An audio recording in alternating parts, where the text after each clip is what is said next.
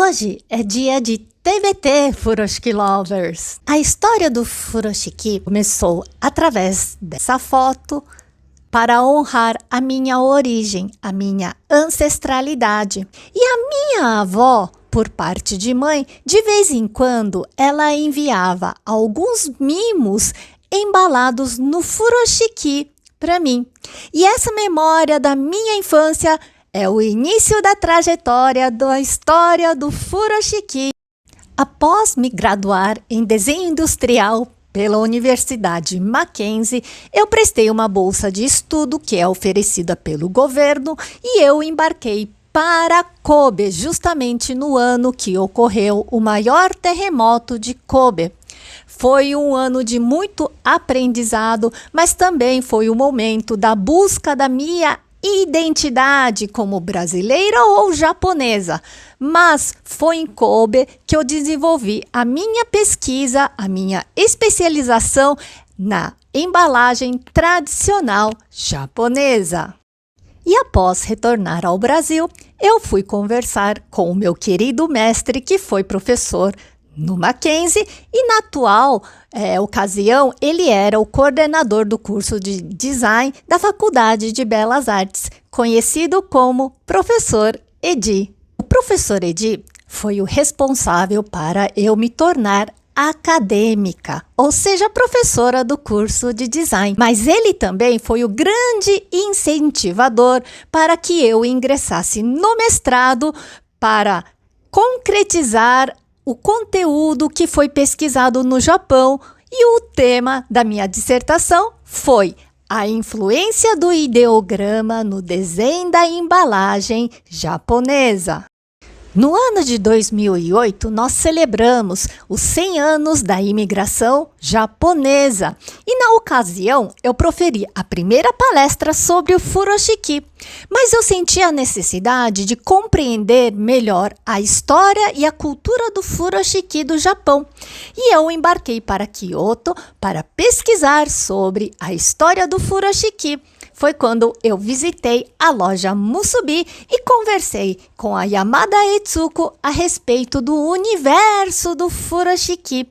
E a segunda é a professora Chizuko, que também é autora do livro sobre o furoshiki, e ela me testou porque ela queria entender como uma brasileira queria saber a história do furoshiki, e ela me testou.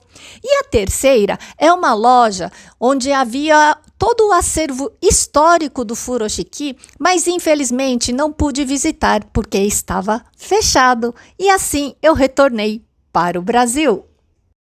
Após a viagem para Kyoto, ao retornar ao Brasil, eu escrevi o e-book do furoshiki para democratizar o conhecimento do furoshiki e principalmente para deixar a cultura japonesa do furoshiki para as próximas gerações. E a campanha Mottainai Furoshiki foi lançada pela Yuriko Koike em 2006. Na ocasião, ela era ministra do Meio Ambiente e atualmente ela é a governadora de Tóquio.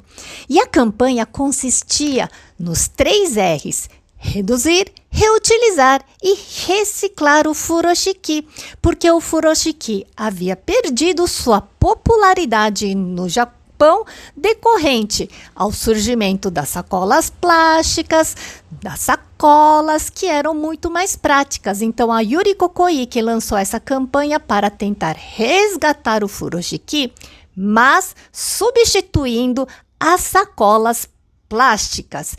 E também a Wangari Maathai é uma queniana, ela foi ganhadora do Prêmio Nobel da Paz em 2004. Ela era uma das apoiadoras da campanha Mottainai. E não podemos nos esquecer de um 4º R, o de respeitar, porque através das nossas atitudes nós respeitamos o próximo e o nosso planeta. Mottainai, nós não devemos desperdiçar, devemos nos educar e respeitar a cultura japonesa. O dia do furoshiki é o dia para celebrar o ato de embalar. No entanto, no livro do Hideyuki Oka, que se chama Tsutsumu Nihon no Dento Package, que é sobre a embalagem tradicional japonesa.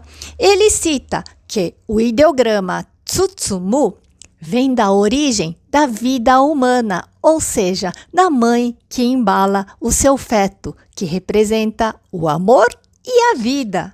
E, portanto, Furoshiki Lovers, neste ano de 2026, nós celebramos o Dia do Furoshiki, homenageando o Kenji Eikuan através dessa palavra japonesa dogu, que quer dizer ferramenta, porque Kenji Eikuan ensinava sobre a importância de contemplar a alma das coisas, trazendo vida para as pessoas.